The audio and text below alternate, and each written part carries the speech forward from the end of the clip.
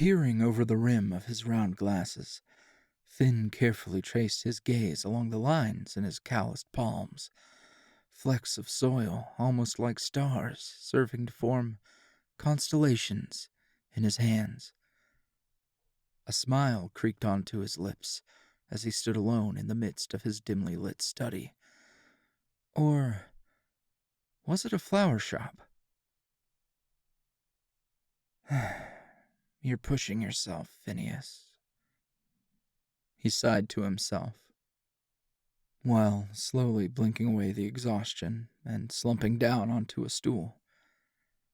He heaved a deep breath of the crisp air that filled the magical space around him, at the top of this tower he'd taken up residence in for the sake of his great work, a residence that had become notably more quiet in recent times.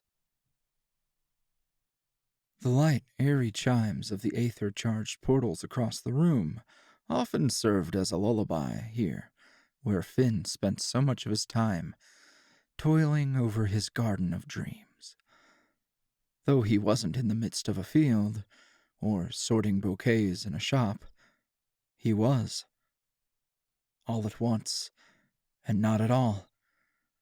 Finn was a scholar, florist, and occasionally something as preposterous as an adorable rabbit hybrid thing.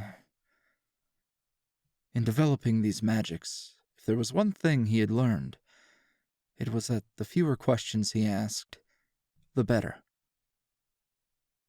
That, and the fact that one absolutely positively should not under any circumstances meddle with the worlds and lives of the dreamers.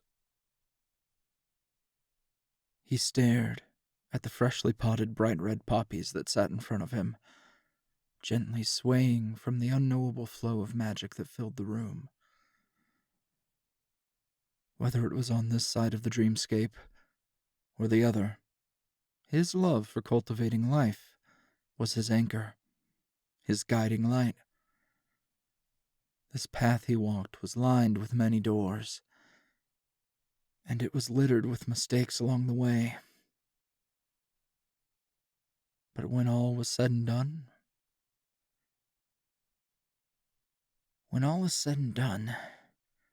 we've danced our dance, nurturing pieces of lost stars, carrying the hopes and dreams of all who come before and after.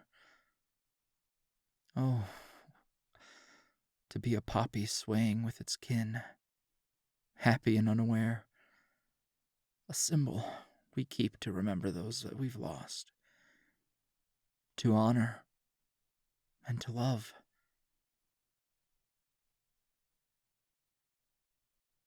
With yet another deep breath, Finn began to kick his legs, spinning on the stool slowly as he hummed a gentle tune. After a couple of rotations, he came to a stop, facing the portals and peering into the worlds beyond. There were worlds unlike his own, and some that were eerily similar. But it was the inhabitants of those worlds that most intrigued him. The dreamers. Those who had crossed into the beyond and found what few were afforded in this life. A second chance.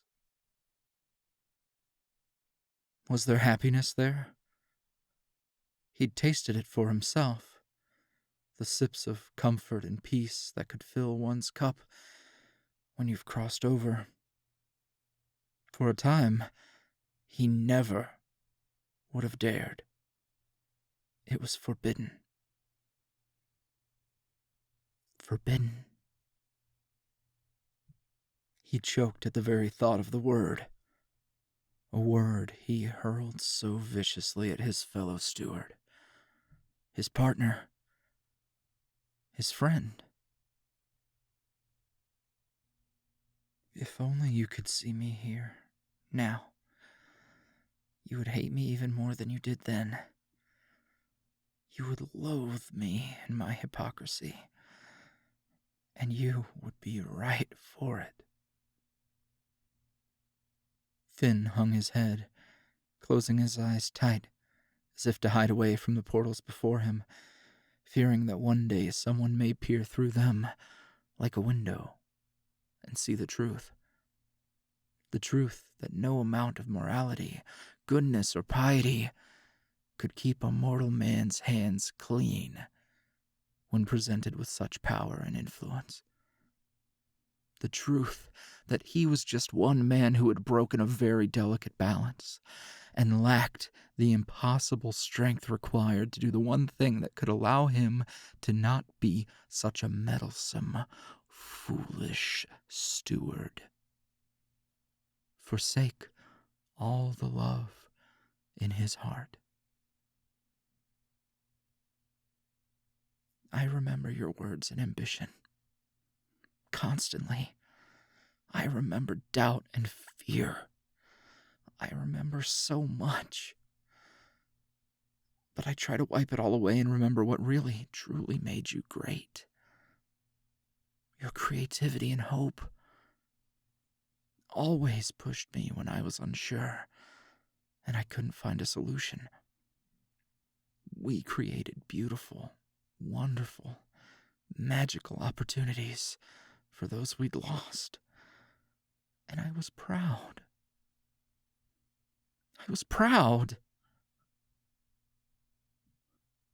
Finn stood from his stool, eyes fixed on one of the swirling magical portals in the center of the room. A quiet, early morning cityscape lay beyond, filled with shops and cafes and sleeping dreamers. I was proud of you, my friend. Even when we didn't see eye to eye, I respected you, loved you. I would have given you the light of the moon itself. No, countless moons and stars for you. I was a fool for you. I am a fool for you. And if you were here to see that fact, perhaps it would be me on the other side. Perhaps it should be me on the other side. A warm, full sun began to rise over the city, and it soon burst to life with the bustling and goings-on of the lives within. It appeared perfectly normal. Another day, in another time, in another place. Like clockwork, as it should, as it would continue to. As for Finn, his work was only beginning. Unfortunately, so were his sorrows.